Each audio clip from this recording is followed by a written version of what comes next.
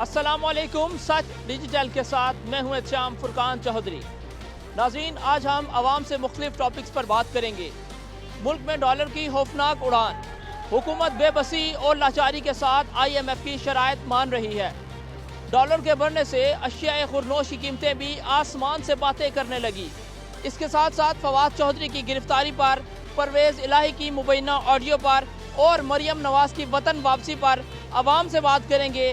عوام کی کیا رائے ہے، جانتے ہیں عوام سے، عوام کی زبانی۔ کچھ بھی کر سکتے ہیں، یہ اتنے شریف ہیں نہ ان کی ماں شریف ہے نہ ان کا باپ شریف ہے، لیکن یہ شریف ہیں۔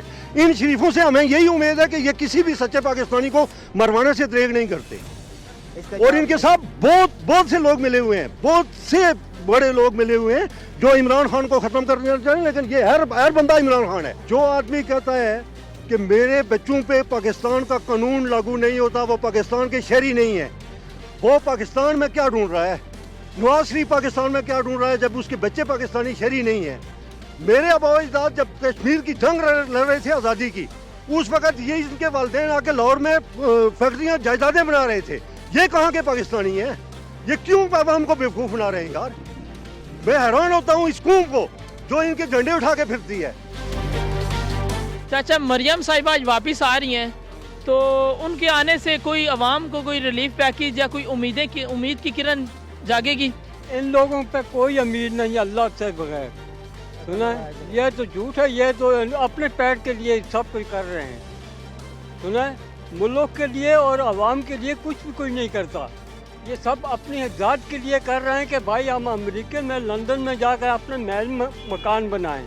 افسوس کی بات ہے کہ ہمارے ملک میں یہ جب بوڑھے ہو جاتے ہیں ان کو پہلے کھیرتے ہیں کہ جاؤ مزدوری کرو، کیونکہ بچوں کا پیٹ ہی نہیں بھرا جاتا تو کیا کریں؟ بچوں کو بھوکے تو نہیں جا کے ہم زندگی گزار سکتے۔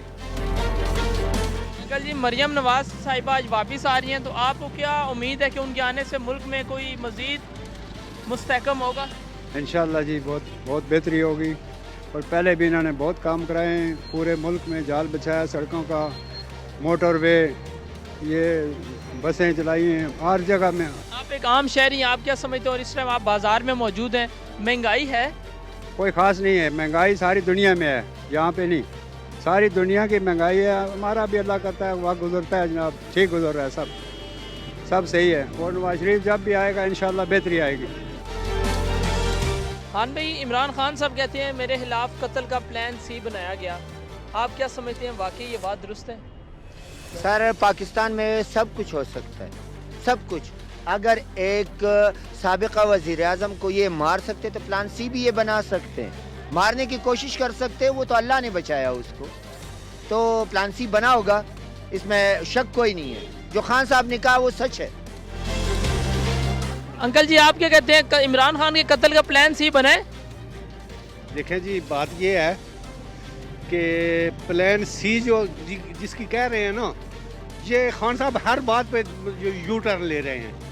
بات یہ ہے کہ سیدھی بات جو ہے نا آدمی کرے تو وہ تو صحیح ہے، ورنہ بات یہ ہے کہ مطلب ہے کہ یہ جو ہے نا کوئی کسی کو مار نہیں سکتا، سمجھے؟ مارنے والی ایک اللہ کی ذات ہے، یہ جو ہے نا یہ ملی بھگت کی بات ہے، مطلب انہوں نے کچھ مطلب یہ ایسے جھوٹ ہے۔ آپ نے عوام کی رائے سنی، عوام کا یہی کہنا تھا کہ اشیاء خورنوش کی قیمتوں میں کمی کی جائے تاکہ عام آدمی بھی، ریڑھی بان، مزدور بھی اپنی زندگی آسانی کے ساتھ گزار سکے۔